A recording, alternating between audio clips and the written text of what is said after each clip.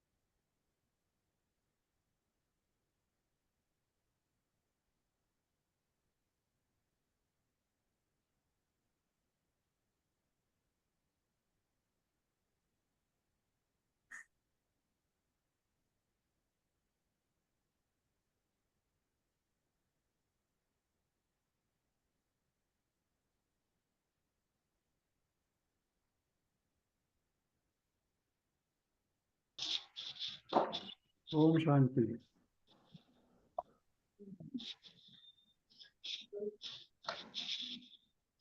We are gathered today to discuss a very important topic, poor scholastic performance, something that touches not only just the academic but also the emotional lives of many children. We truly appreciate your time and presence here. I welcome Dr. Sangeeta Joshi, ma'am, Chairperson CGAHA, for her welcome address. Good evening, respected dignitaries on and off the dais. On behalf of Chhattisgarh Adolescent Health Academy, I welcome you all for another webinar of our series, Begin with Basics. This time, topic is a bit different, less talk, but is very important in our day-to-day practice. That is, poor scholastic performance. Many a times, parents they complain, madam बच्चा school में अच्छे number नहीं ला रहा, पता नहीं शायद इधर उधर कुछ यारी दोस्ती में ज्यादा हुआ, सम से मोबाइल में ज्यादा ध्यान है, अच्छे से बैठकर पढ़ता नहीं है, हम तो सारी फैसिलिटीज दे चुके हैं, and many more. But reasons are multiple. We are fortunate to have with us stalwart of HA, a person of international repute, Dr. Preeti Galagali ma'am, who is going to share a pulse of wisdom with us on this topic. I am thankful to all the dignitaries for joining us today. I am thankful to some of the teachers and parents who have joined us. Hopefully, it's going to be a very great learning for all of us. And now, I hand over to Dr. Akansha for further proceedings. Over to you, Akansha. Thank you.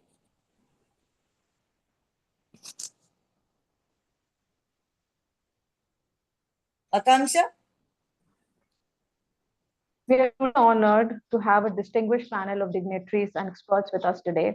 Let me take a moment to respectfully acknowledge their presence. From the National Indian Academy of Pediatrics, Dr. Vasan Kalatkar, sir, National President 2025, Dr. Neelam Mohan, National President-elect 25, Dr. G.V. Basavraja, immediate past National President 24, Dr.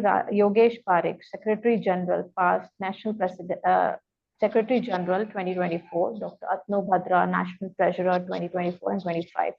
From the Central AHA team, Professor Dr. Himabindu Singh Ma'am, Chairperson, Dr. Shushma Desai, Chairperson-elect, Dr. Geeta Patil, immediate past Chairperson, and from the Chhattisgarh Academy of Pediatrics, Dr. K.P. Sarabhai sir, National EBM Chhattisgarh, Dr. Rajneesh Kant Malhotra sir, President CGAP, Dr. Nilay Muzarkar, Secretary CGAP, and Dr. Anoop Verma, Sir, Scientific Coordinator, Chhattisgarh Academy of Pediatrics, Dr. Sangeeta Joshi, Chairperson CGHA, and Dr. Neetika Jain, CGHA Secretary. We extend our heartfelt thanks to each and every one of you for your presence and support. I request Dr. Himabindu Singh, ma'am, to speak few words. Very good evening. Thank you, Akanksha. Actually, I also convey my heartful condolences of what has happened today, and to both our leadership in Central Chhattisgarh. Also, we have lost a very important leader, and Chhattisgarh is always takes lead in many of the scientific programs, including adolescent health issues. And we at the Central AHA always appreciate Chhattisgarh Academy of Adolescent Health, which is doing such wonderful job since many years. And continuing the legacy even this year, Dr. Sangeeta and Dr. Akanksha, Dr. Neetika Jain have taken lead and conducted many useful programs and with very good speakers. And we convey our greetings to all of you. And I can see many stalwarts, Dr. Anoop Verma ji, and the President and Secretary of Chhattisgarh also is here. And Pukraj Bafna ji, our mentor, in AHA, we always take him as our guru for all of us. Dr. Sukanta Chatterjee, who's been a past chair of AHA, Dr. Geeta Patil, my immediate past colleague, and many others, Kavita, etc., all of you. And Harish Nayak ji and Sushil, all of you are doing wonderful work. Chhattisgarh Academy has taken, landmark things they have done, even last year and this year. And the topic selected today, the poor scholastic performance, is always relevant to discuss. And the schools are opened again, and we may have, parents coming to us discussing about how to deal with it. And it is definitely multifactorial. We have a very good speaker in this who's been, I should say, she's definitely national, international, who we learn a lot from her, Dr. Preeti Galagali, our Vice Chairperson of Central IAP. We are very proud that today she's with us to discuss about this very, very important topic.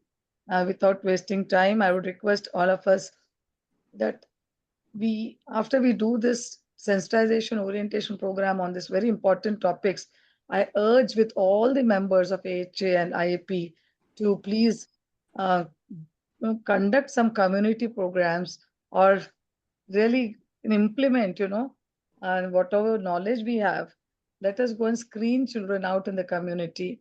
Let us address this issue in the community. Let us go into the schools and colleges and meet with the parents, and not just within our comfort zone of clinics, and maybe end with these webinars. This is my sincere appeal. Only then we can see the impact, and AHA can really make an impact only when it touches the community. With these few words, kudos to all of you, and all the best for the session today. Thank you. I request Dr. Shushma Desai, ma'am, to grace us with few words. Madam is here.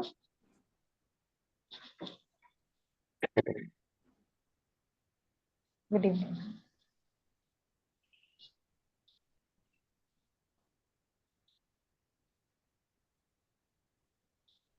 It's not there. I think Madam has not joined. I request Dr. Geeta Patil, ma'am, to share a few words with us. Thank you very much, Akanksha. And I thank Chhattisgarh IAP and AHA for arranging all these topics, which are very useful for us in the practice. Let me start with a pranam to Pukraj Bapna and all online dignitaries. This is really a very important topic for which the teenagers or children are also brought to us. Whether it is a perceived one or is it real one, real definition, what are the causes, how to manage. I'm very sure the esteemed speaker, Dr. Preeti Galagali, who is a trained setter in many things, will enlighten us about this topic. Without wasting much time, wish all the best for happy learning. Thank you very much for giving me opportunity. Thank you, Dr. Neetika, Akanksha, and Dr. Sangeeta. Please go on arranging these type of programs, which will be helpful to everyone. I endorse the point what Himabindu madam told. Please go to the community. Our adolescent practice doesn't end in the clinic. It has to go beyond the clinic. And that is the one which will help us to fulfill our target. Thank you once again. I now request Dr. KP Sarabhai sir to enlighten us with few words.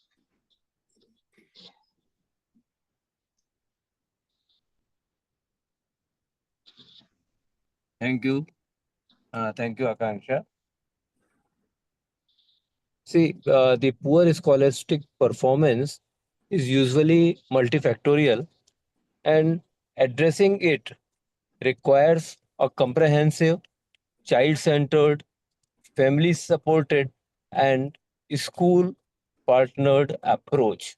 And I am sure our learned speakers are going to involve all these aspects and will do justice with this difficult topic, relatively a difficult topic. Thank you.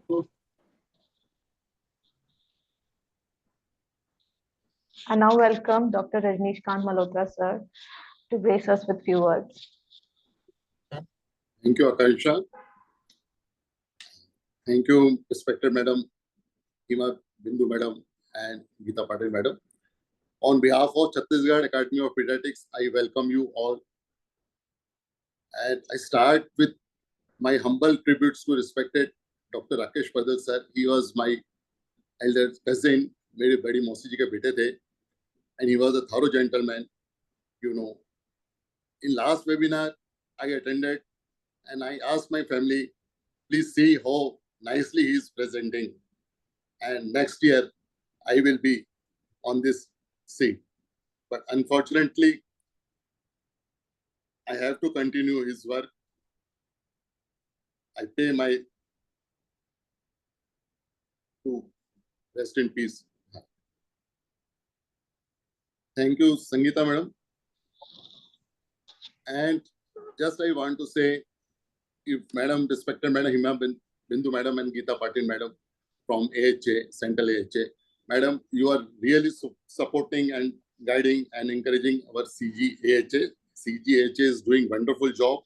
Last year, in leadership of Dr. Kavita Meghani, CGAHA did excellent job and got recognition at the national level.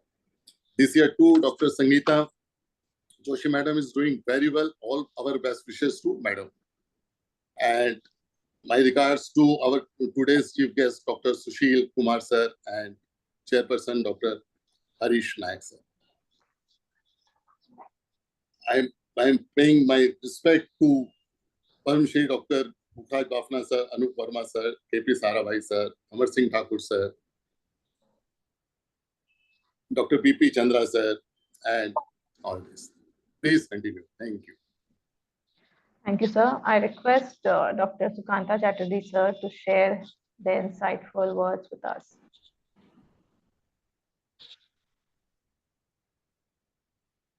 Evening.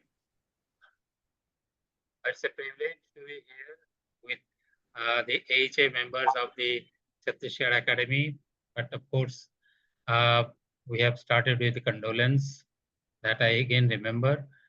I wish this type of programs will continue. Chhattisgarh Academy of Adolescent Health is very active with the leadership of Sangeeta Madam and others.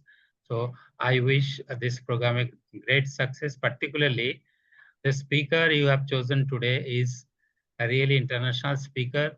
I still remember with his speaking at Kolkata Adolescent National Adolescent Health Conference. And from that day onwards, he went on running, and then still running. And I wish you to run even higher heights. And I am here to listen to you.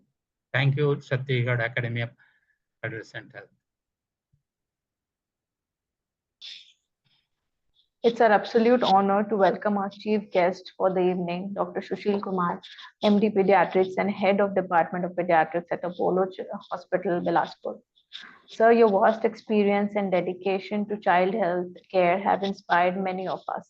We are truly grateful to have with you us today. May I now request you kindly share a few words with us. Respected seniors, colleague, and the learned speaker, as already mentioned, Dr. Preeti Galagali. So we have now galaxy of stars, right from Dr. Pukhraj Bapna, Dr. Anoop Verma, Dr. Sarabhai, and many more. It is really great effort by Dr. Sangeeta Joshi and her team that she is regularly conducting such type of webinar. This is certainly going to benefit. Just I was surprised to see that 5 to 15% of children who have poor scholastic performance hardly used to come with this complaint to pediatrician. They don't consider us that we can help them. So the awareness spread by Dr. Sangeeta Joshi, her team, and the entire hierarchy of AHA will certainly help in knowing this one thing.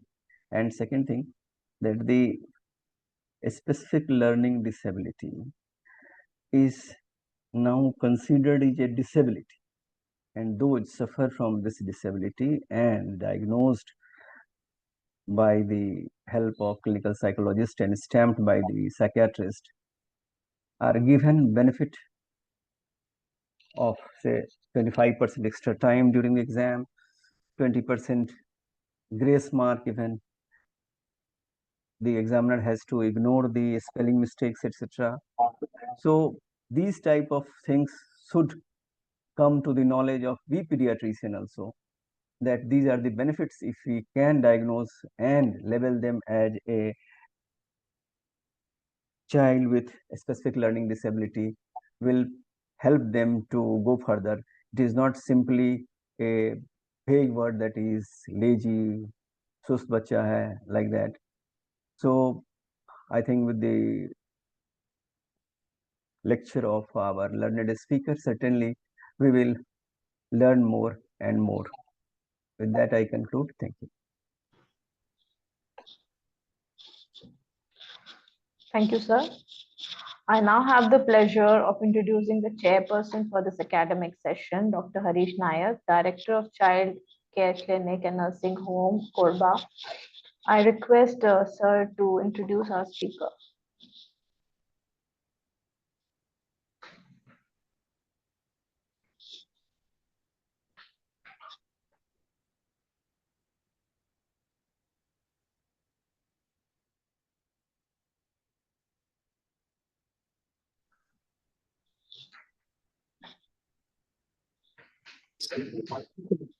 Some problem with connectivity.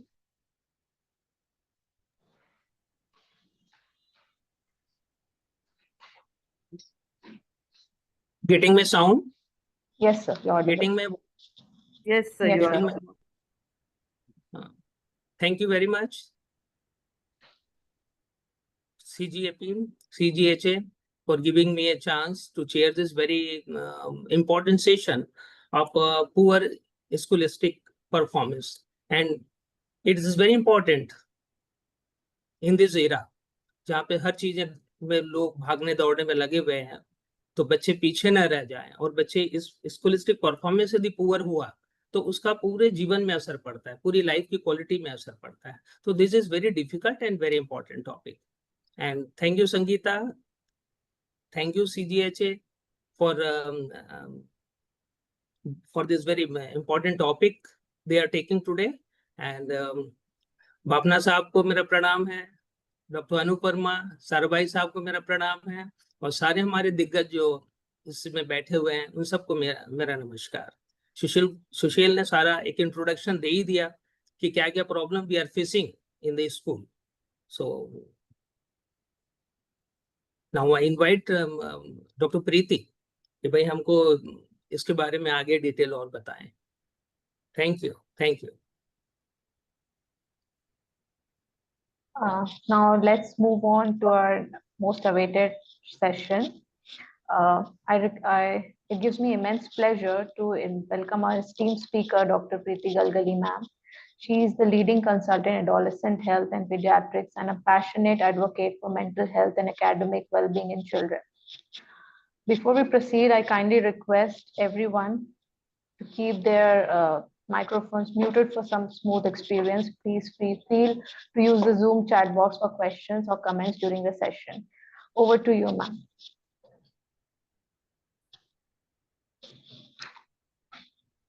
Good evening. Thank you so much, Chhattisgarh Academy, for inviting me to speak on a topic which is very close to my heart. I am really indebted to you, and I myself feel as a part of Chhattisgarh Adolescent Health Academy and of Chhattisgarh IAP, because I have been to Chhattisgarh, I think 3 times, and I have been regularly participating in all the webinars, and we had a real landmark series of webinar last year.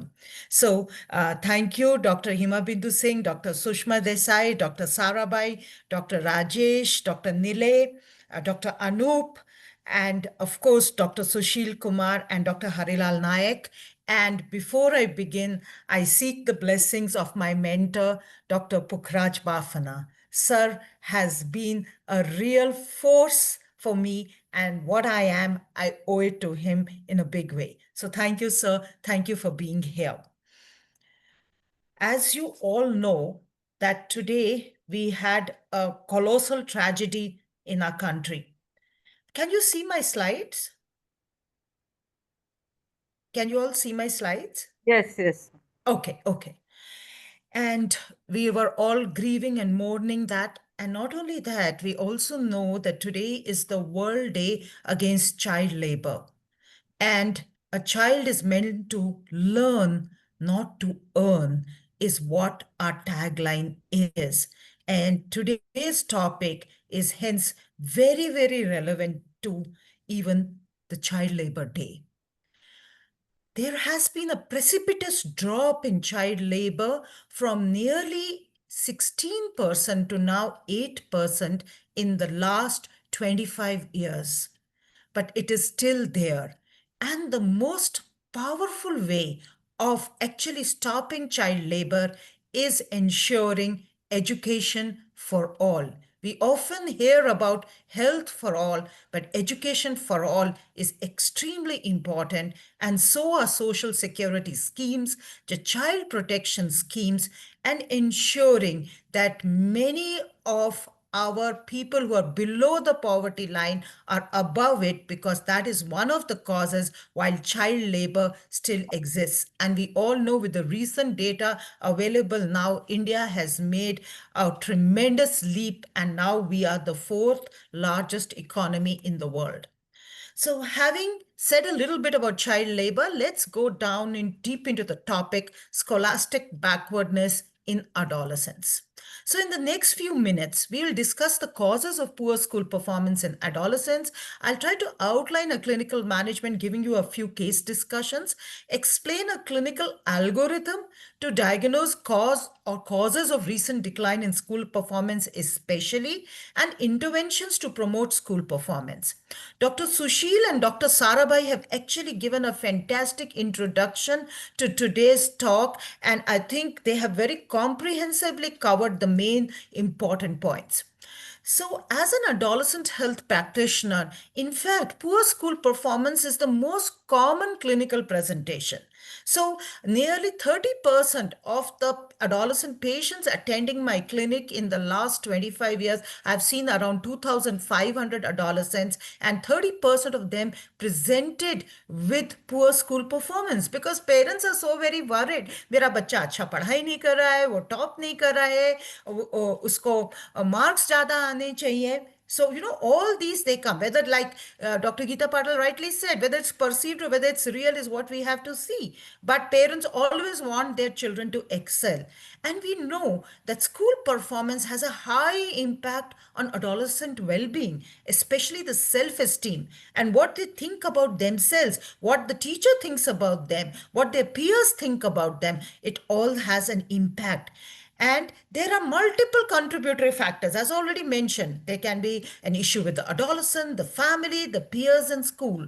And we know during COVID, there was a lot of loss of learning, especially in the younger classes, because most of the time the mobiles were taken by the children who are in higher classes, and the lower classes where the foundations of learning had to be established, there is a big gap, and it will take us a long time to actually recover this loss of learning. Not only this, there has been a doubling of mental disorders, corona anxiety, corona somnia, COVID obesity. We know there has been a huge impacting both the physical, mental health, as well as an increase in child labor and child maltreatment and poor food security, which all has implications on school performance. So what is special about adolescence? See, what happens as a child becomes 10 years and older, you will definitely, as they go into higher classes, there is increase in academic input. The studies become tougher, obviously, and especially in the seventh and the eighth standard, they kind of peak up. There's also an increase in academic demands. Some of the schools don't have even homework. They don't even have exams. But now, definitely in eighth standard, exams start. So the metacognition has to improve. The working memory has to improve. The attention has to improve. The writing skills have to improve. So if we look at the neurodevelopmental disorders like mild learning disability, mild ADHD, the children in lower classes may have been able to cope up. But when it comes to higher education, they really falter here. And this may present as poor school performance. So I already told you that academic achievement is an important determinant of self-esteem. Does it really determine future career prospects and success in life is controversial, and I'll keep it as a question mark because we know of several examples who have done great and they're successful in life. Just to share with you, Sachin Tendulkar himself. And what about Bill Gates? So all these people are one who did not complete their college or education, but still are doing great in life. But yes, we know education is important and it matters. So what is the definition? So there is no classic definition, but usually what it is defined is that if an individual fails in one or more subject, fails in one or more classes, is in the lower 10th percentile marks in class, and is identified by parents or teachers as difficult to teach. So any one or more of this is defined as poor school performance. And as Sir rightly said, the prevalence in India is around 5 to 15%. And do you know what are the most common causes of poor school performance? The most common cause of poor school performance in a community setting is actually poor study skills, while in a hospital setting, it is learning disability. And overall, in both community and in a hospital setting, family issues, family problems play a major role in poor school performance. Now, how do they present to us? So, they can present to us with these problems. Now, this can be either an impact of the poor school performance, or it can be the cause of poor school performance. So the headaches, the stomach aches, for which we do not find any cause. Is there some mental disorder? Is there school performance going on? Is there a neurodevelopmental disorder? Is something which we should be thinking about. Yes, low self-esteem can cause poor school performance as well. Stress in adolescent and parents is seen if the child is not doing well. We all are familiar with this. School absenteeism, refusal and school dropout. Now, school dropout, the most common cause is usually poor academic performance. And you know that school dropouts are at a high risk of all behaviors like criminal behavior, also increased drug use, increased sexual promiscuity. These itself can be either the result or cause poor school performance, aggressive behavior, anxiety, depression, suicide. In fact, poor school performance is one of the most common causes of suicide in adolescent in our country. The other being again family problems and relationship issues. Sexual promiscuity, unhealthy media use can either cause or be a result of not doing well in school. Now, when we come to adolescent poor school performance, as I was telling you before, we can broadly divide it into long standing. If the child has been having problems right from the beginning, हाँ वो ठीक से पढ़ाई करता नहीं था, वो ठीक से लिखता नहीं था, उसने बोलना भी लेट शुरू किया, उसने चलना भी लेट शुरू किया, if the milestones have been delayed, then there's a high chance it is intellectual disability. हाँ वो ओरली बहुत अच्छा आंसर करता था लेकिन लिखने में बहुत स्पेलिंग मिस्टेक्स करता था शुरू से ही, that could be learning disability. हाँ वो एक जगह कभी बैठता नहीं है, वो हमेशा ऐसा लगता है कि मोटर लगी हुई है उसमें, कभी इधर जंप करता है कभी उधर जंप करता है, टीचर उसको बोलती है बैठने के लिए तब भी वो बैठता नहीं है. This could be the early indication of attention deficit hyperactivity disorder. And we also know that prematurity itself can cause a deficiency of lot of soft skills, coordination problems, speech problems. Also chronic illnesses like epilepsy. Epilepsy with, yes, we do have anti-epileptics which could have effects on cognition. Epilepsy itself could cause learning issues right from the beginning. Poor home and school environment. If there is a parent with an alcohol use disorder who is highly abusive, the child experiences adverse childhood experiences right from a very young age. And this has huge impact on cognition, learning, and emotional regulation, even in the later years. The school environment, if the teachers don't come to the school, the teachers are not of giving high quality education. The school is in a place which is have extremes of temperature, is prone to floods. Definitely the school performance will be affected. Now, these are some things we have to go into the history and say, कब से उसको problem हो रहा है studies में, कब से. So that is going to be a real crucial thing for us to really calm down and boil down to the causes. While the recent onset, that is in adolescent period, it could be because of adolescent factors, school factors, and family factors, and we'll be going into this a little bit in detail. As I said before, mild LD, mild ADHD, they may be able to cope up in primary classes, but in the higher secondary, they may have problem. Now, this is a very important diagram to remember in the whole of adolescent health, I would say, because the determinants of adolescent health depends on this Bronfenbrenner socio-ecological model.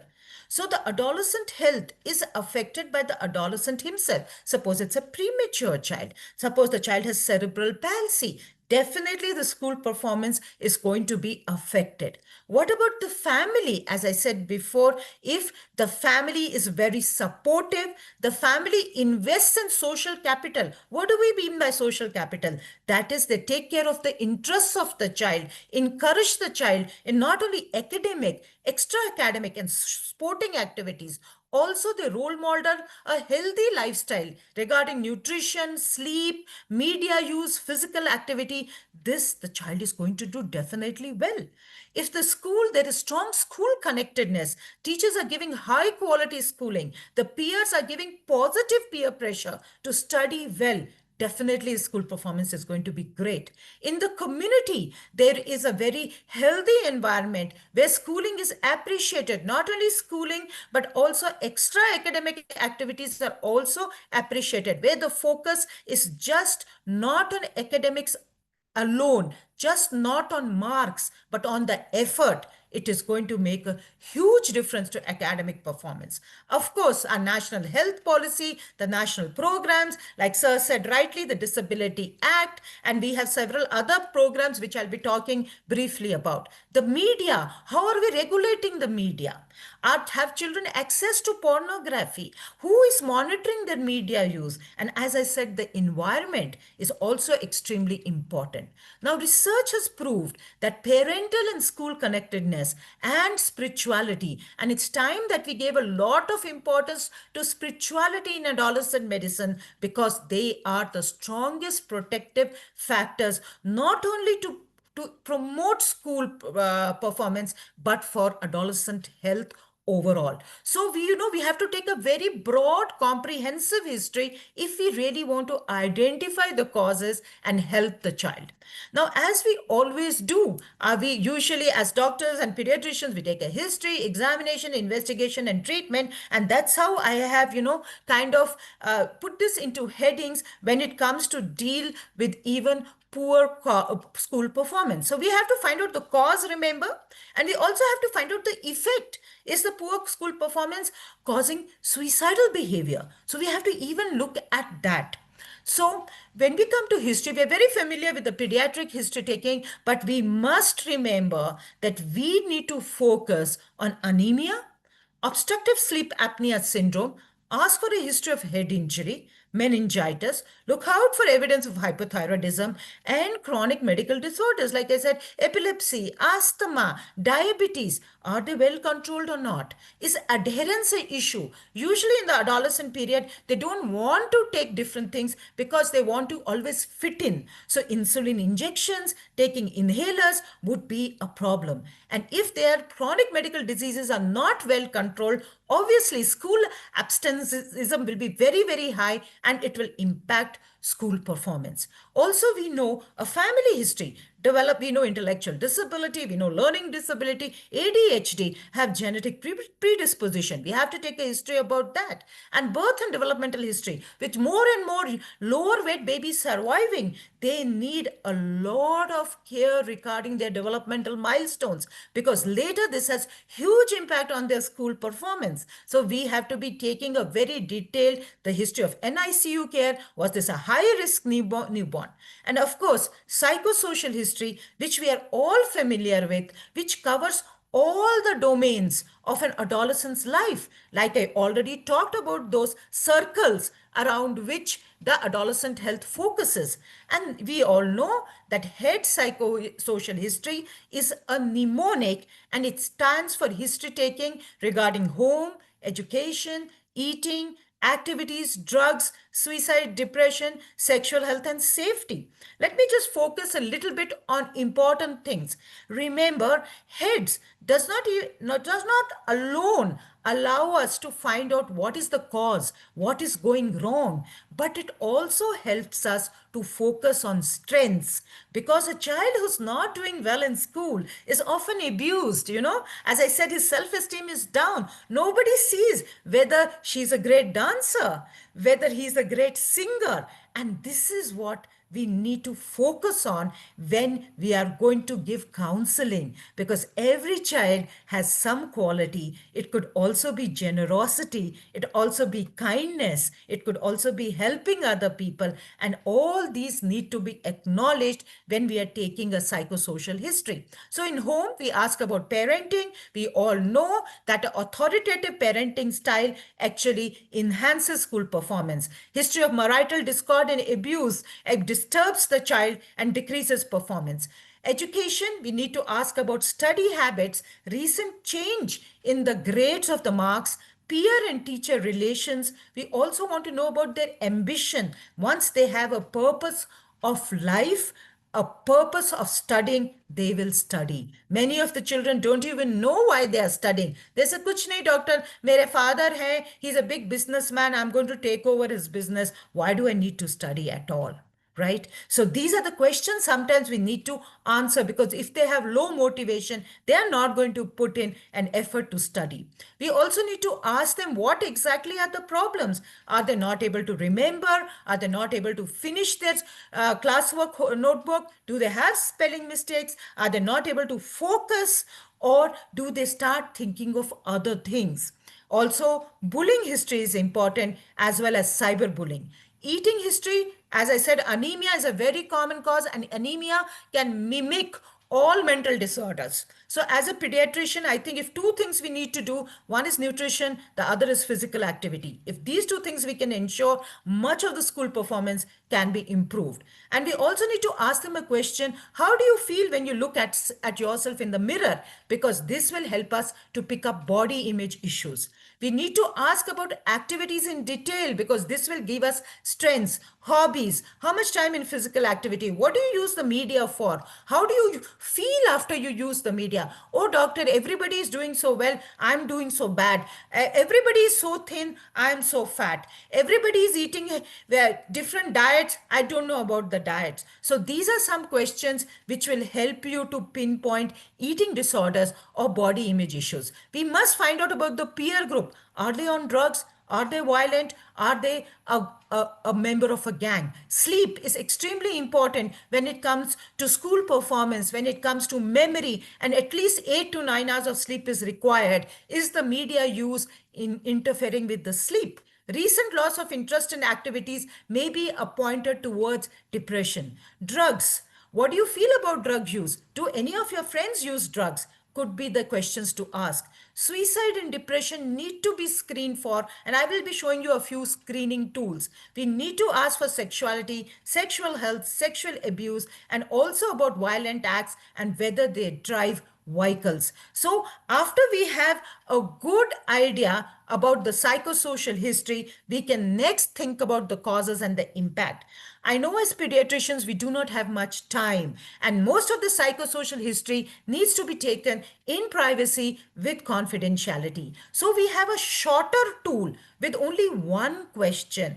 And I would be sharing this presentation with you, and I would tell all pediatricians to ask just one question about home, education, activities, drugs, suicide, emotional behaviors, and if they're already taking some counseling. So HEADS Ed is a short tool to take a quick psychosocial history in a busy pediatric practice. If you don't even want to use this, please take any child who's above 10 years old separately and ask them, any worries or anxieties?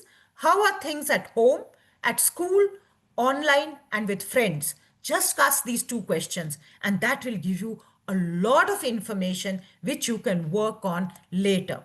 So as we said, after taking a psychosocial history, you will come about what are the problems in home? Is there marital discord? Is there a parent who's alcoholic? How's the school environment? Is there bullying? Are there teachers who are abusive? What about the adolescent? Is this adolescent having adequate study skills? Is he having adequate motivation, time management? Is there intellectual disability, learning disability, ADHD, autism spectrum disorder? Are there any mental disorders setting in? Is there sexual abuse? And what about the medical problem? So if we can set these into these criteria like this, home, school, and adolescent, it will be easier to manage these issues. What about examination and investigation? Of course, you should do a systemic examination. Vision is important, so is hearing, thyroid, look for anemia, and also do an informal academic assessment. Tell the child and the parent to get their classwork notebooks. The moment you see the classwork notebook with a lot of spelling mistakes, you know this is a case of learning disability. You should have, I have in my clinic textbooks of 7th, 8th, 5th, and 6th. And I often ask them to read it in front of me. The moment they start reading, the child puts his fingers like that. He's not able to read. I know this child has a dyslexia. So reading disability is the most common. So if you have this with you, it will be very easy. Please ask them to get their report cards. So a child who was scoring before 80% has now started scoring 50% or 40%. You should have your antenna up. Is this a mental disorder setting in? Because in the adolescent period, the most powerful indicator of poor school performance is actually a mental disorder, and we should be ready to rule it out after anemia. So mental status examination, we are not too good at doing a mental status examination, but there are some screening tools which may be useful for us, and I'll show them to you in a moment. Of course, if there is a medical problem like anemia or hypothyroidism, we need to investigate it. Psychoeducational assessment, which simply, it's two main things. It IQ assessment and also assessment for learning disability. This is usually done by a clinical psychologist. As Sushil sir was saying, it needs certification, and yes, a clinical psychologist who is registered can only certify. Now I'll show you some very short screening tools which have only 2 to 5 questions. See, usually these psychiatric screening tools are very long and they have usually around 30 to 40 questions, which we as a pediatrician find very difficult to do. So I would recommend this short screening tool. This is called Patient Health Questionnaire Screening Instrument for Depression. It has only 2 questions to ask. Little interest or pleasure in doing things over the past 2 weeks, feeling down, depressed, or hopeless. And there is a Likert scale there, and you can see that if there is a score of 3 or more, this may indicate a positive result. So if you have this in your clinic, it is so easy to actually use this scale. Now, for anxiety, we have again a very short 5-item scale which has only 5 questions. So again, if you have this handy, and in all the short scale, the score more than 3 is significant. For testing for internet use disorder, we have the PRIS scale, which has only 3 questions again. These are all brief screening tools to assist pediatricians like us who do not have time to ask too many questions. So please have it handy. All this is available also on the internet, free to download. When it comes to drugs, there is only 1 question to ask. In the past year, how many times have you used nicotine, alcohol, or marijuana? And if the adolescent says never, that means there is no substance use disorder. But if he says once or twice, there is no substance use disorder, but there is substance use. So this is where we need to pick up and give counseling. If we can do this, we could actually prevent severe substance use disorder. So as a pediatrician, if we can pick it up at this scale and handle the stressors, we would be able to help this child from not going into poor school performance. Now, Ask screening tool is for suicide screening. It has only 5 questions, but you can even ask a quick question saying there are times when things get very stressful and young people think of ending their lives. Has this thought ever crossed your mind? Have you ever attempted? Do you have a plan now? And if there's a plan now, there is an emergency situation. Any suicidal ideation, any suicidal behavior has to be referred to a psychiatrist as soon as possible. So these are some simple tools which you can have. Now, what is the role of doctors? Do we really have a role? As I have been going along, I have been trying to emphasize that we have a very major role to play because we have a fantastic rapport with the family and with the child right from the birth as pediatricians. So after doing a quick screen, we have to counsel adolescents and parents to set realistic scholastic and career goals. The adolescent has a learning disability but is a great musician. Why can't we just suggest music as a career? This would be a great suggestion from a pediatrician, provided we know what the adolescent likes. Of course, reinforce strengths. Or you know the concept of multiple intelligences. Not everybody is hardwired to excel in academics. But yes, education is important. It is a foundation. And some children just need to pass and get on with what they shine in. So manage medical problems appropriately. Now, this is the most important. I think all pediatricians can do this. Appropriate nutrition, adequate physical activity, sleep, know a little bit of study skills to tell them what is healthy media use, teach them a little bit of stress management skills, screen the school, screen the family, partner with the teachers, also see whether everything is okay with the family. Very, very important. And if it is not, you can actually suggest them to meet a family or a marital counselor.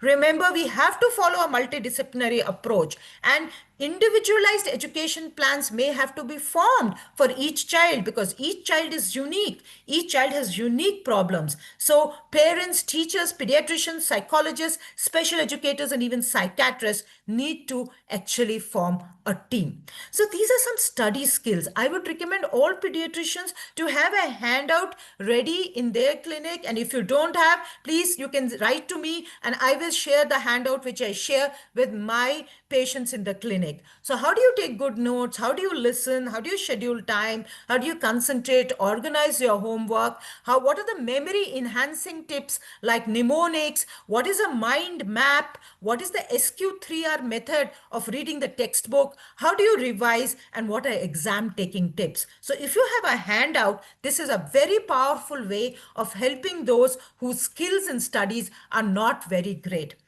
We must also have a stress management strategy ready. I know, again, this has to be personalized, but at least this much we should be able to offer to the adolescent: healthy lifestyle, how to problem solve, how not to be impulsive because their brain is in a very impulse mode now and they do not have a mature prefrontal cortex. They don't know how to push the pause button. So can we teach them life skills, how to tackle problem, how to deal with emotions, how to release emotional tension, teach them a little bit of breathing exercises if you know. That is very, very powerful again, and a bit of yoga asanas if you are a regular practitioner yourself.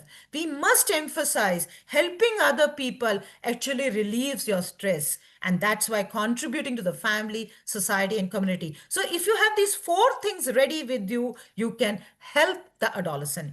Now, some of the problems will need specific treatment like ADHD, depression, anxiety, phobia, OCD, drug use, sexual abuse, which some of us may not be very familiar with. So that's okay, but we should be able to partner with the psychiatrist and help. And if you are familiar for using methylphenidate, atomoxetine, fluoxetine, please go ahead and use these medication.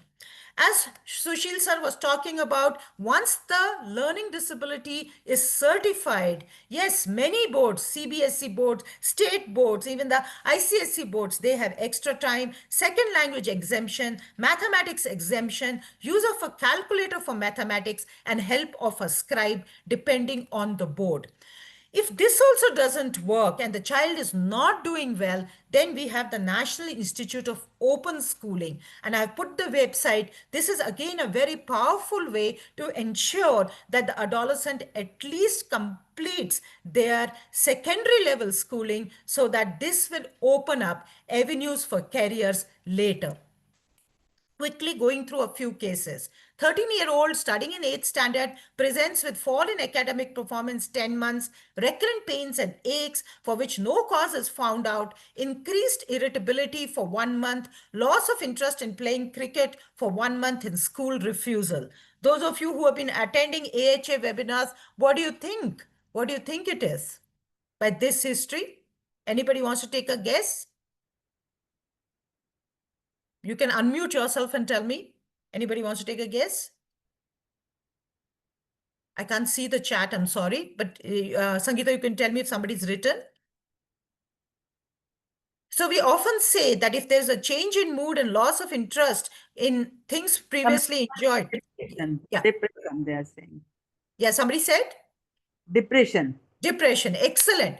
Excellent. So when we go into a deep head's history, we see that there is a big story. Parents abusive, fights with parents, mother on treatment for depression. Even depression has a genetic predisposition. Difficulty in spellings, good in oral exams, teachers are abusive. The child wants to become a cricketer. Poor appetite, consumes mainly junk food, very concerned about acne. Has won a lot of prizes in cricket and athletics. Media usage is 4 hours, quite a lot. Very irritable, does not enjoy cricket now, drives mother's scooter, and also gets involved in physical fights. And on physical examination, there is anemia and grade 2 acne. So lots of things happening here. And the patient health, as you all said, probably depression. The PHQ-2 score is 4. So definitely depression is there on the card. So, I'm introducing you to a new way of writing diagnosis in adolescent medicine, and this is called the multi-axial diagnosis. So, the axis 1 shows what is the psychiatric issue. Is there a psychiatric mental disorder? Depression.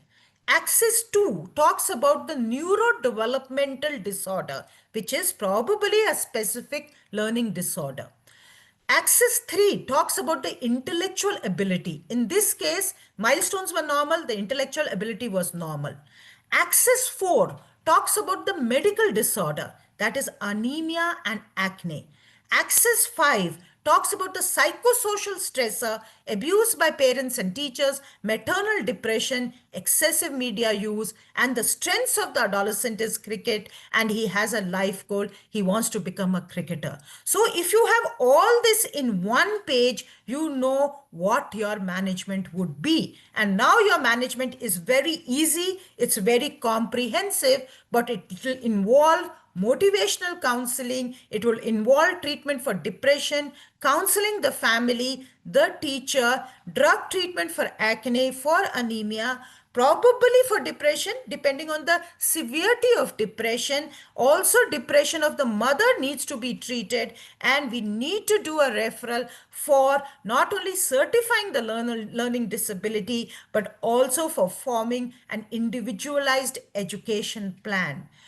Most of the parents do not want to go to the psychiatrist or the psychologist because there is such a lot of mental health stigma. So what did I do in this case? Believe it or not, I just did the first part, motivational counseling, and also I talked to the family, I talked to the teacher, I got the drug treatment for the mother for depression because she was already on treatment which she had stopped, and things became much more better for this young person. The performance improved from him failing to scoring 50% and continuing with cricket, and now he is a state level cricketer. And yes, he did complete his 12th standard. That is all his education, but he is earning good money by being a state level cricketer. So, of course, follow up is also important.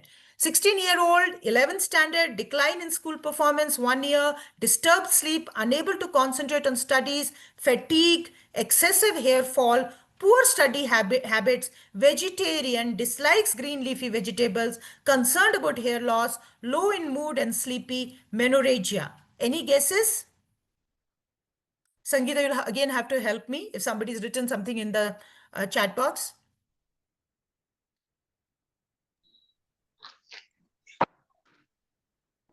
Or Akanksha? Has anybody written something? I can't see the chat box because. Yes, ma'am. It's anemia. Fantastic. Yes. So past history, the GP Deficiency. detected pallor, treated with iron tablet for 6 months, no relief. Any other guess? Vitamin B12 deficiency Yes. and zinc deficiency. Could be, but this was a case of Hypothyroid. hypothyroidism, Yes. right?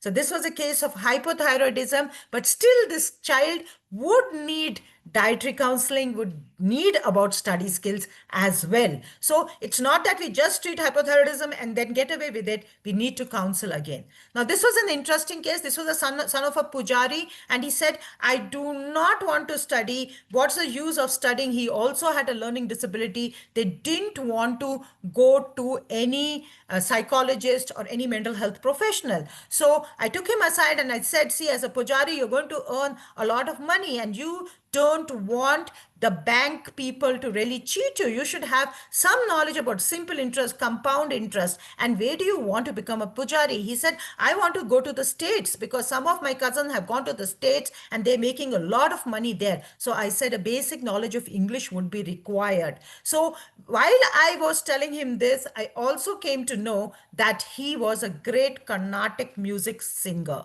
So we put him for Carnatic music classes. We did not emphasize too much on the academic performance. He kept scoring 33% to 40%. He finished his 12th standard. He did not go to US. He's a pujari in his father's temple, but I get to see his son. And he often says that he finished his school education only because of the reasons that I gave him. So some education is better than no education. Now, this is a case which the diagnosis is written all over. You can see see the spelling mistakes.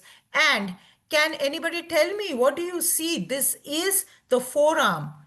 Can anybody see something abnormal on the forearm? Agitation cuts. Fantastic, sir. Really terrific. Terrific. So this was a case of non-suicidal self-injury. Fantastic, sir. Really, I really appreciate. This was a child who was also fantastic in Taekwondo. So she had a learning disability. She had physical and emotional abuse. Whenever her parents used to scream at her or her teacher used to scream at her, the only way she used to relieve her stress was by cutting herself. Right? So now dealing with her learning disability, with her anxiety, telling her stress coping mechanism, talking to the parents, talking to the teacher, encouraging her to play more of Taekwondo made a dramatic change. And now she's in 12th standard, scores around 40 to 50%, but goes to school happily and also has won many medals in Taekwondo. Again, the diagnosis is written all over here. This is trichotillomania. This was an interesting case because the father said, my son is balding, but after 6 months of football and chess coaching, the parents had stopped football and chess. This child also had ADHD. Talked to the parent about how important it was for him to continue with his football and chess. This child's trichotillomania was all fine. Actually, this is not this child's picture. He refused to get photographed. This I picked up from the net, but it's very, very similar to how he looked. But I have a sad news to tell. This child on ADHD was on methylphenidate at just a couple of months ago. At the age of 24, he was working for a software company. Somebody cyber bullied him, and in anger, in a very impulsive way, he took his mobike without a helmet, dashed against the divider and died. Very, very unfortunate. The ADHD actually played a toll on him. His impulsivity actually cost his life. So, these are the things which we need to think about, follow up, and make sure the transition of care is good. 14-year-old, fatigue, decline in academic performance, since 3 months, 5 kg weight loss, menorrhagia, like some of you were saying, dimorphic anemia with vitamin D, vitamin B12 deficiency, refusal to drink milk and take iron and vitamin D supplements, insisted that she is very healthy and she already takes a iron-rich food. I'm sure many of you have found out that this was actually a body image disorder and she had started a vegan diet. And that is the one which had actually caused these deficiencies. And we later came to know that she's also an animal rights activist, often vegans are, and also a climate advocate. And telling her that in the adolescent period, fad dieting is not the way to go, encouraging her to write a lot on social media regarding climate, about animal rights, and to shift focus from healthy food to healthy eating rather than unhealthy eating, and to say, building up her self-esteem, that not only the body but your other qualities really build up what you are. Appreciate the body for what it does rather than how it looks. Interesting case again. This is one of my favorite questions. What do you feel when you look into the mirror? How do you feel? And this boy said, I feel like a girl. This child was brilliant. He was doing very well. He was a class topper. And suddenly, his performance, he started scoring 40%. And then the parents got him. And when I talked to him, there was gender incongruence. This child also had Asperger's syndrome. So with gender incongruence, Asperger's is a very common kind of comorbidity. He loved cooking. He was an academic topper. Right now, he's being managed by St. John's Medical College team with the psychiatrist, with the endocrinologist, with the plastic surgeon. So they all are helping this child, and he's thinking about a sex reassignment surgery after he turns 18. So to put it all together, I think I don't need to show you this algorithm. What I need to focus on is, as a pediatrician, we must screen and counsel for nutrition, physical activity, sleep, study skills, media use, stress management, and a nurturing home and school environment, reinforcing strengths. I told you again, it's not a very complicated stuff to find out what is the cause, whether it is what was the past history, is it recent, is it late, how is the interaction between mental health, physical health, and I think the social environment, and if you remember those circles, you would be easily able to help these children. Lastly, coming to the last few slides about school education in India, SDG Goal 4 aims to ensure inclusive and equitable education and promote lifelong learning opportunities. We know the gross enrollment ratio actually drops precipitously as they go into high school.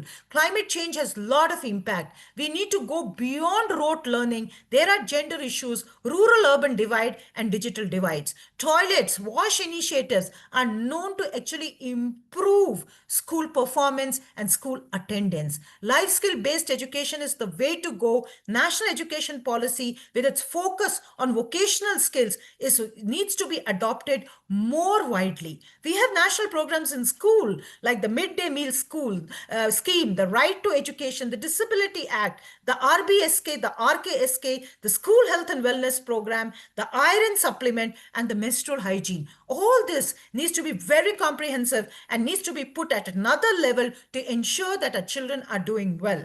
After all, what are the goals of schooling? The goals of schooling are beyond academics. It is to promote vocational skills, enhance socio-emotional skills, nurture an egalitarian attitude, and become a responsible and responsive citizen, and develop an all-round personality. And these were the goals which were once told to me by Dr. Shekhar Sheshadri, who is one of the ace child and adolescent psychiatrists from India. What can we do? Do we really work in the adolescent period? Of course not. If you have interventions to promote school performance, it starts from the first 1,000 days. And research has shown that the length of the child in the first 1,000 days actually correlates with the IQ. Early childhood care education correlates with the IQ. So the next 1,000 days are important. Parental family well-being is important. Health promoting schools, education for all, annual health screening, vaccination, anticipatory guidance, social security. And remember, our nurturing care framework has to be over the entire childhood and adolescent period. Health, nutrition, caregiving, safety, security, and learning. This needs to be reinforced. They often have programs, I want to make your child an Einstein. I don't think this is simple common sense. If we can focus on all this as a pediatrician, we can do a lot for school performance, and I think we have a golden opportunity. So scholastic deterioration in adolescence is a flag sign of mental distress and disorder. Please remember this. Do not underestimate scholastic deterioration in adolescence. Multifactorial. We need to partner.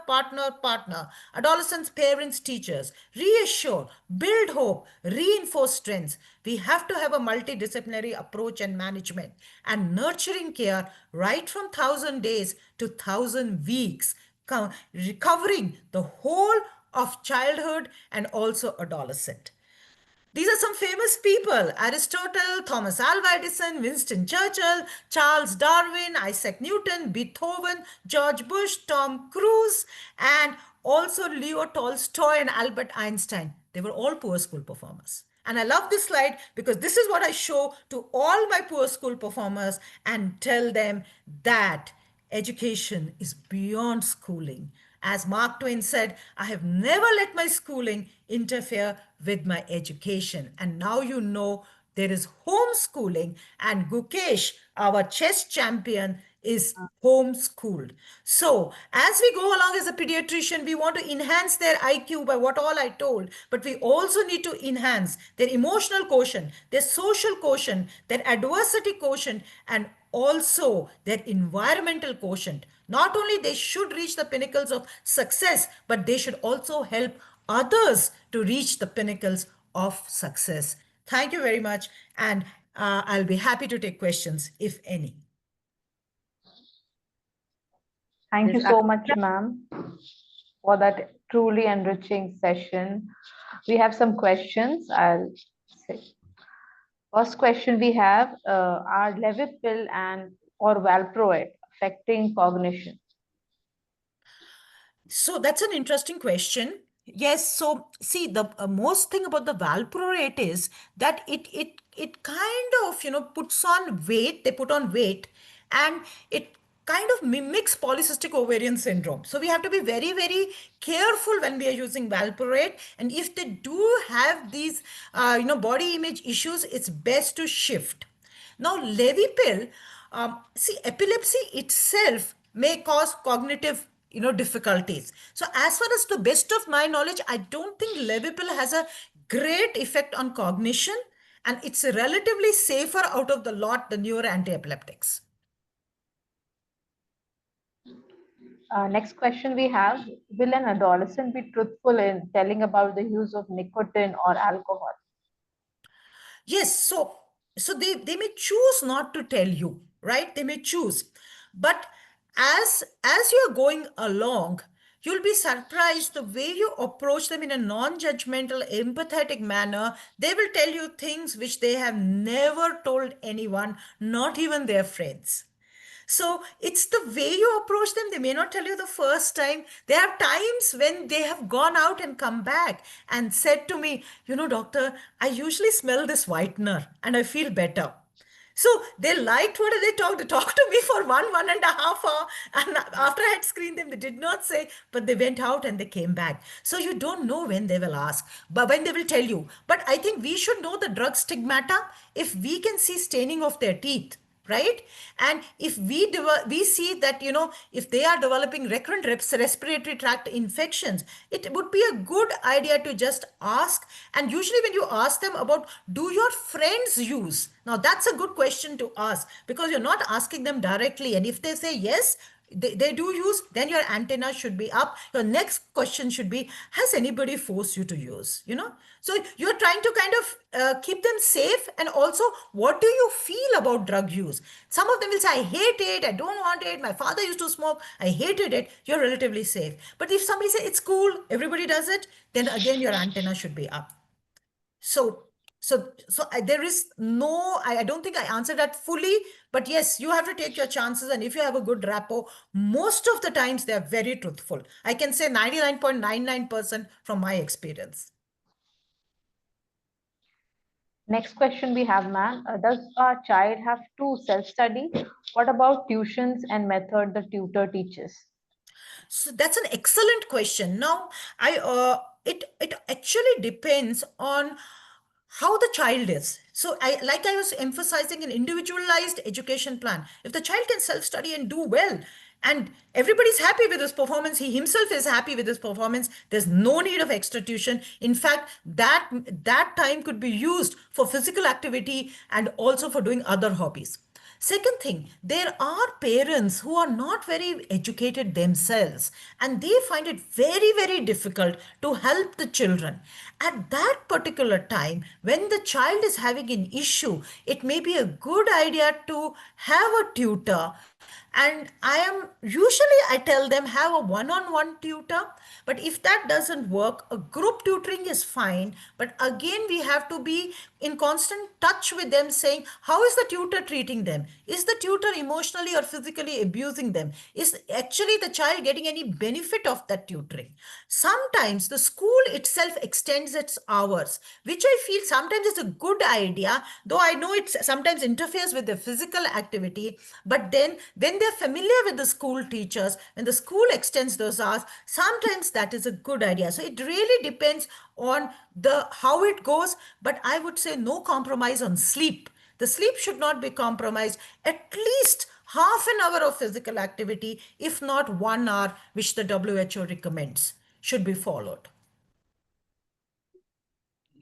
And we have next question. In DSM-5, they have removed multi-axial diagnosis.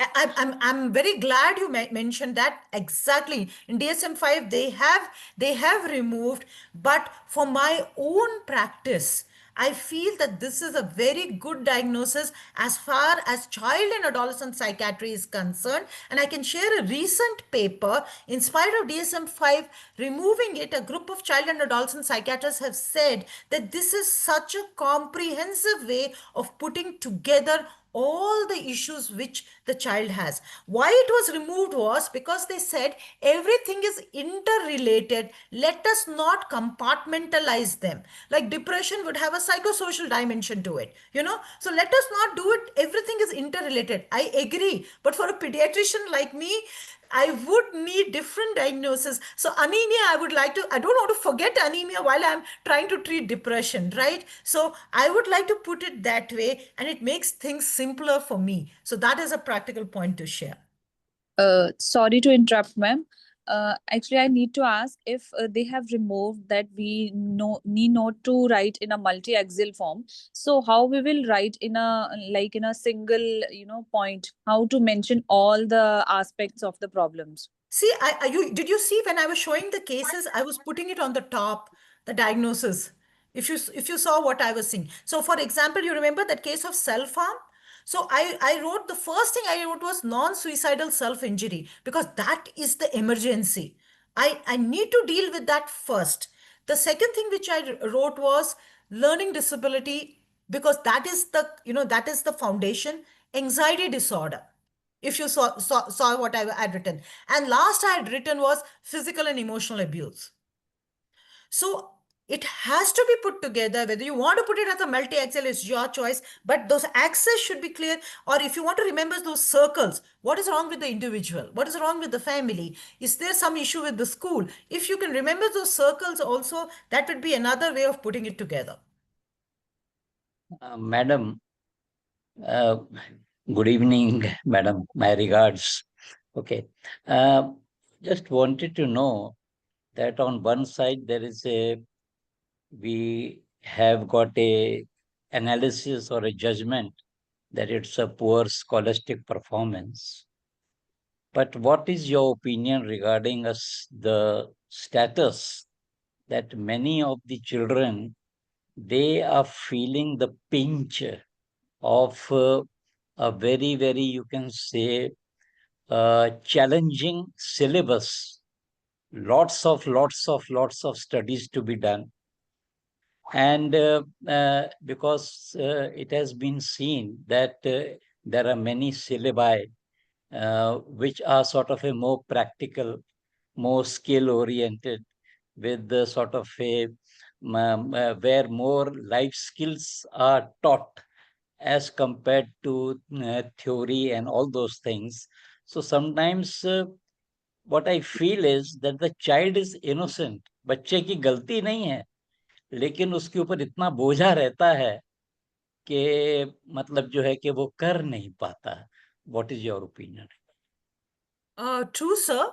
I would also say that keep in touch with your child. That's why I was talking about multiple intelligences, that not every child is hardwired to skill to really shine in academics, So keep in touch with your child. We know the importance of basic education. So nothing, I don't think anybody is in doubt that the basic education should be there, but it is up to the parent to probably kind of, kind of focus on a particular thing.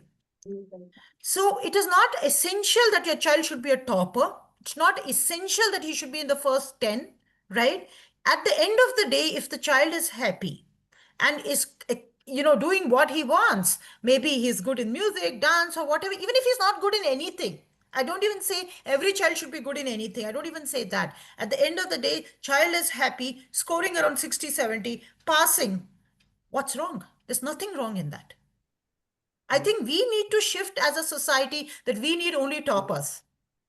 And we give a lot of prizes away and things like that, and we give them. So I don't think we need to really, I'm not taking away anything from the children who are doing great. I'm not taking away anything. But I'm also understanding that, such kind of high marks are in fact putting a lot of pressure. And in fact, I think CBSE made this that we will not announce any ranks this time. No ranks would be announced. And two months ago in Yes. Chhattisgarh, Yes. there was a very sort of a very interesting story which had come in media that in one family the child got around 61% marks.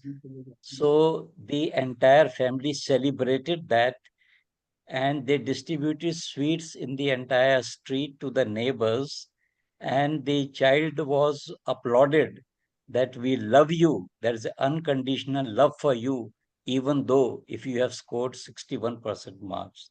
That was a sort of a gesture of a unconditional love for the child, I mean to say. So absolutely. I even heard of a story where the child had failed and the parents cut a cake because they said he had put a lot of effort. Though he did not even pass the exam, he had put a lot of effort, and just they were appreciating his effort so that he continues to put effort to at least pass in the supplementary exam. So this is thinking out of the box, making sure that the child's self-esteem is not hurt. And the child is appreciated for a person. Like I said, why can't we appreciate kindness? Why can't we appreciate generosity?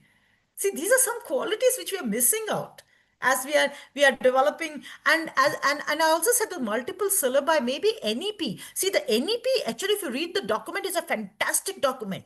Again, the problem in our country is we make some fantastic documents, but we fail to implement them due to different And, reasons. and therefore, this all brings also to one point that it is the parents also who need to be tutored. Parenting becomes I've been emphasizing that again and again in all my slides. It has to be. It has to be. We cannot deal with poor, for that matter, we cannot deal with any issue regarding child and adolescent health without partnering the parents. I think that's the bottom line. We have to understand that. We can't do it alone. Respected madam, every 6 months or interval of 1 year, I used to see a case of suicide, failed suicide. So just my request to you that what advice should be given to the child and to the family? What you used to provide You mean to say it at the was... time of discharge? Means they attempted suicide, somehow had Yeah, convulsion, yeah, coma, recovered, and then yeah. going home. But at that Yes, time, yes, what yes. advice we should give to the child and to the parents? So that's a great question again, and it's that I can take a complete session on that because we have written IAP guidelines on management of suicidal behavior. I will write my phone number and my WhatsApp number in the chat. I'll be happy if you just message me, and I will share those guidelines. But to tell you very briefly, in the child, of course, we need to know the reason, what happened. That is very, very prime. What happened to the child? What forced the child to do what she did or what he did? So I think that is one thing which we need to find out. A comprehensive head psychosocial assessment is very, very important. Are we missing a mental disorder? Are we missing a sexual abuse? Are we missing cyberbullying? So we need to just look into what happened, what triggered. The second thing, when we are discharging the patient, I think very important to tell the parent that this child will need close follow-up, right? And we have actually written that we need to see this child for the first 2 weeks. Every 2 weeks, we need to see for at least a month. Then we need to see this child 1 month, and we need to at least follow up with 3 months. So we have to tell the parent, preferably not to leave the child alone. That is one thing. We also make a safety plan, and the safety plan is signed by the pediatrician, by the parent, and also by the adolescent. If I have similar thoughts of committing suicide, what will I do? Who are the people I'm going to contact? What can I do? Can I do some breathing? Can I count 1 to 10? Can I start singing aloud? Can I read a book? So it depends on that individual. We also have some helpline numbers written in that. We also have the national suicide helpline numbers written in that. And then we make the child sign, we make the parents sign, and we ourselves sign, and we keep this handy, put it up wherever you want to put up, or always keep this with you. So telling the child that we are there for you, there is a safety plan that you have. If the child has used drugs, for example, if the child has overdosed on some drugs, usually they'll overdose on antihypertensives or sometimes even antidepressants, we have to tell the parents how to keep the medication safe. So this is called lethal means counseling. If they have used a knife, or they have used, for example, even pesticides. Many, I think organophosphorus poisoning is very, very common, especially in the rural areas. How can we keep this safe in the house, out of the reach, under lock and key? And follow up would be, so this is very, very brief, but I'll be happy to share the entire article, which will give you more than what I have said. So I'll just put my WhatsApp number. Please write to me and I'll send you the guidelines. Ma'am, we have one more question. Now, parents are more concentrating on tuition classes and they are admitting their children to dummy schools. So, is it good for children? So do you mean to say that they are not going to school and they're just going to the tuition classes? Is that Yes. what the question is? Okay, so see, like I showed you, what are the goals of schooling? So goals of schooling are beyond academics, and it's also about socio-emotional skills. So if you're just going for tuitions for only one or two people, how will they develop the socio-emotional skills is my question at that point of time. How will they learn how to survive in the society with other people? Are they just kind of isolating them? Are we doing that? Having said that, I also gave you the example of Gukesh. Now, these are the people who are brilliant people and who don't have time to go to school because they're so much involved in their own, like preparing for the chess tournament, or even the sports people for that matter. So some of these sports people, now we have sports schools, we have sports universities where you can do the training as well as be sure that you are interacting with other people. So I think interaction is extremely important, and sometimes social skills may be lacking here if they're just going for tuition, maybe homeschooling or one-on-one tuition. That is what my thinking is. Madam, no. Good evening, ma'am. Dr. Yeah. Sawant. Yes, sir. Yes, sir. Excellent. Madam, nowadays what happens here, people are sending their children for tuition continuously for 6-7 hours. And they have admitted their students, their children to a dummy school where they don't have to go and only they will get the class attendance and everything. So how much it is harmful for the social life as well as the cognitive development of the child. This is very important because in Bhilai there are a number of parents are doing the same thing. Absolutely, sir. So now the point is, how is the child feeling? After And 6 to 7 hours of the study, so like I said, we have to find out how is the child feeling. What does the child say about this?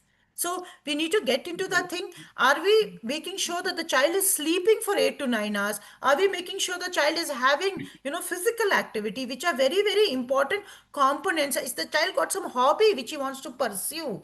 Has he even got time to eat? So I have children who don't even have time to eat. So I think we need to kind of again partner with the parent and tell them that this is what a healthy lifestyle should be actually. So the thing is, sometimes we have to get into the Bhagavad Gita mode in adolescent medicine. We may do whatever we may say, but then they will do what they want.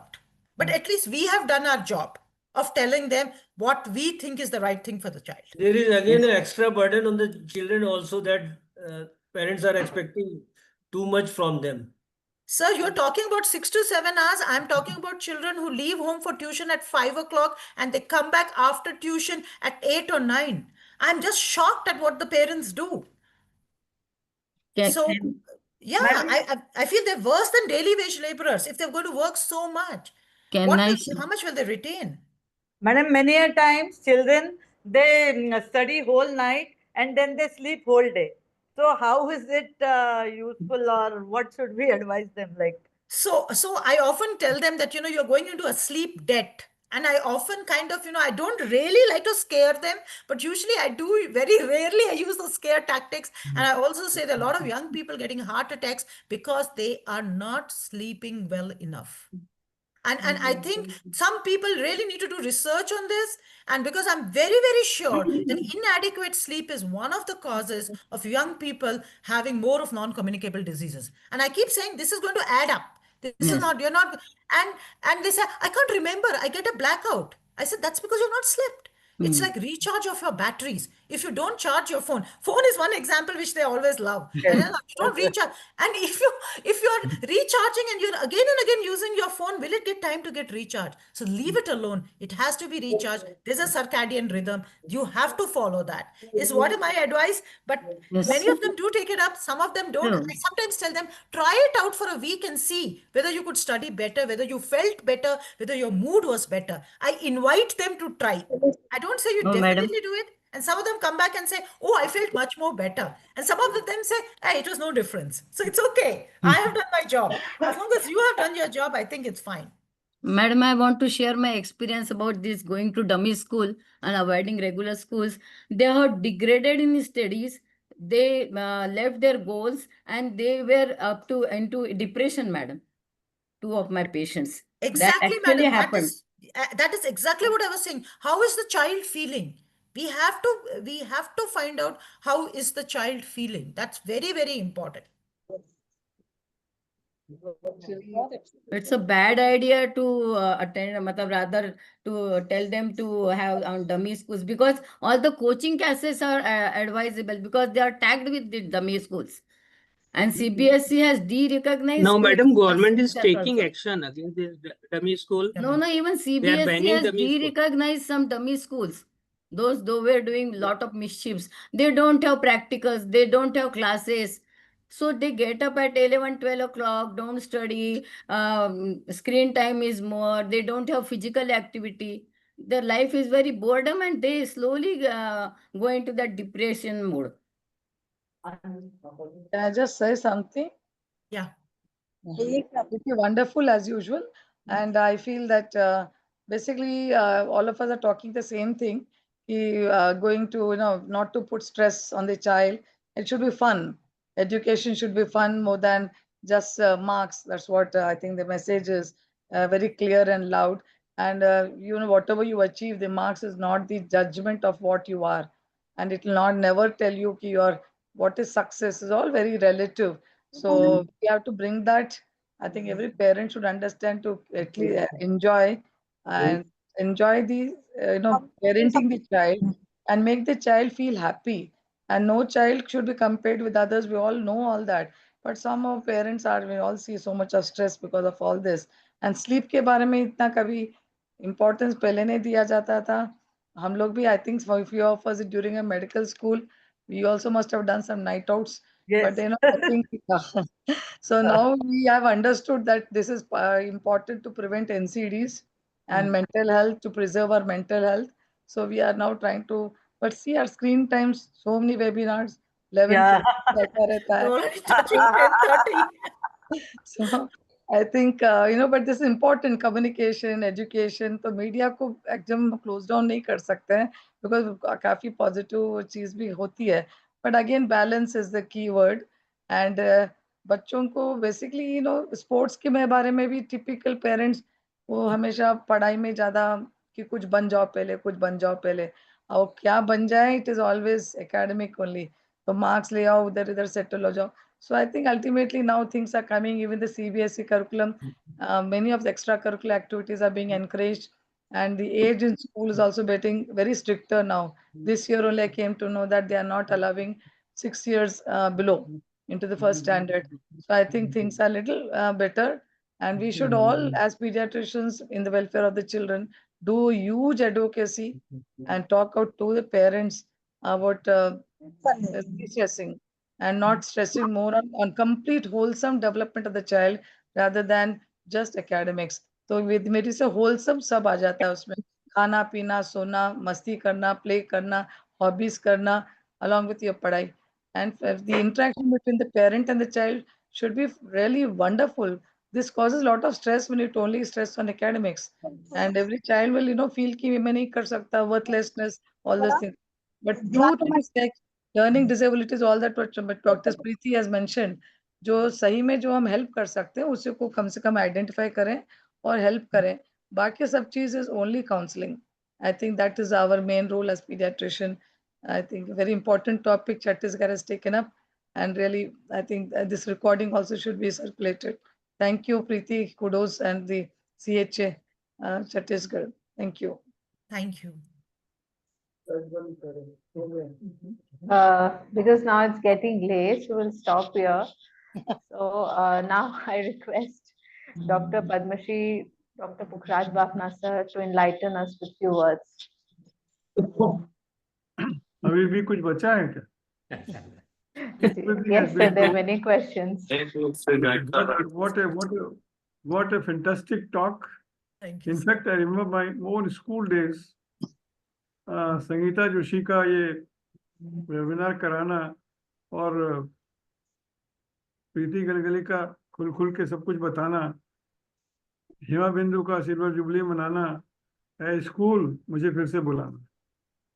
So I remember those days, and everything was done so nicely, explained so wisely, and I think जो झंडा पिछले साल गाड़े थे हमने adolescent health के, Sangeeta Joshi is carrying forward those things.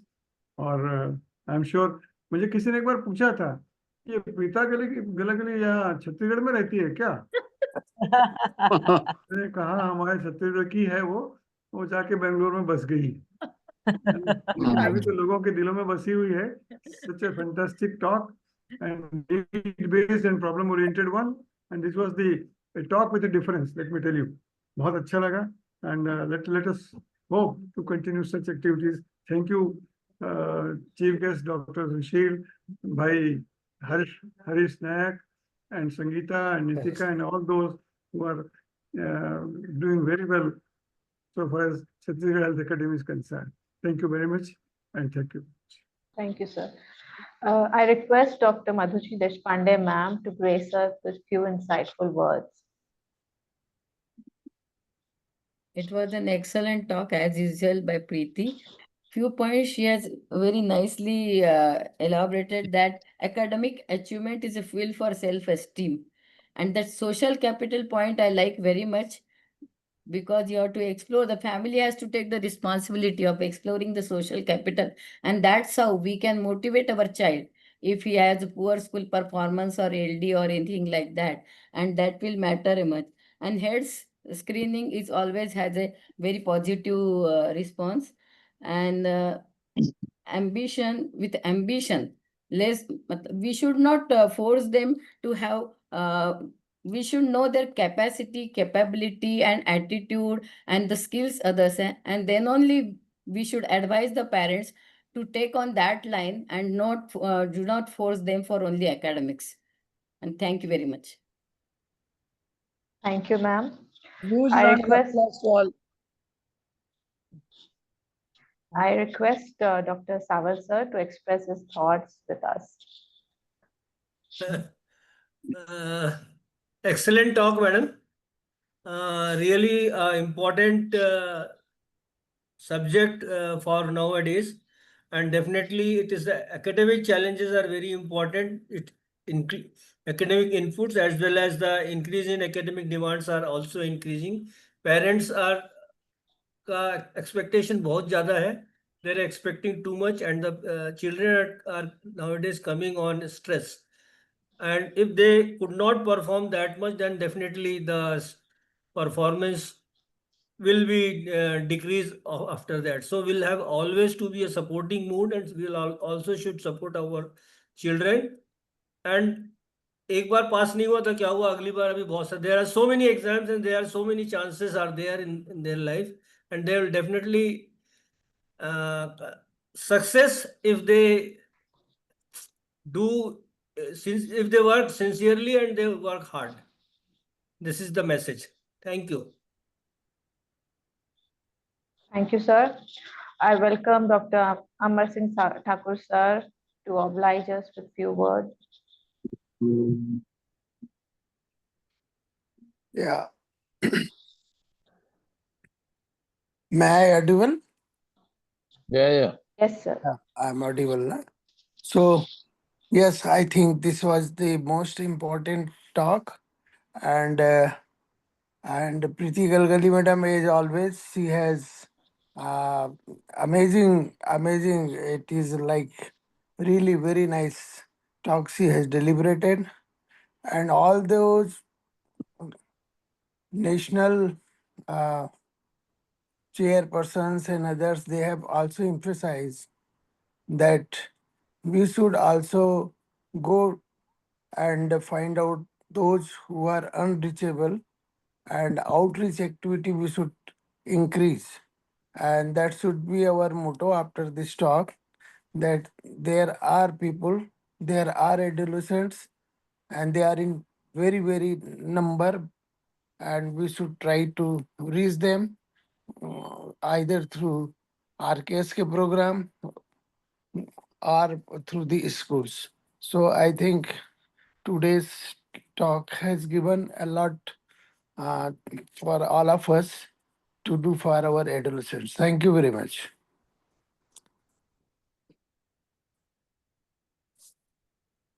Thank you, sir. As we near the end of this meaningful session, I would like to express my deepest gratitude to our brilliant speaker, Dr. Preeti Galagali ma'am, for an insightful presentation, a respected chairperson, Dr. Harish Nayak sir, our chief guest, Dr. Sushil Kumar, for his gracious present. Special thanks to our scientific coordinator for the session, for his valuable, Dr. Anoop Verma sir, for his valuable presence and support. All the dignitaries of IAP, CGAP, CGAHA. A warm thank you to all the participants who have joined us. Your time and interest make these academic exchanges valuable. A special appreciation to our organizing team, Dr. Neetika Jain, for planning and managing this event so smoothly and being so proactive. A heartfelt mention of Dr. Sangeeta Joshi ma'am, whose dedication, leadership, and tireless efforts made this event such a big success. She's truly a blessing for CGAHA, and we are lucky to have her. I thank Team Juventus who have been so supportive towards CGAHA. Before we end here, here's a gentle reminder. Let's continue to recognize the early signs of struggle in children, support them with patience and empathy, and work together to build a brighter future for them. Thank you once again for being a part of this session. Have a peaceful night and stay safe. Stay connected. Thank you. Thank you. Bye-bye. Good night.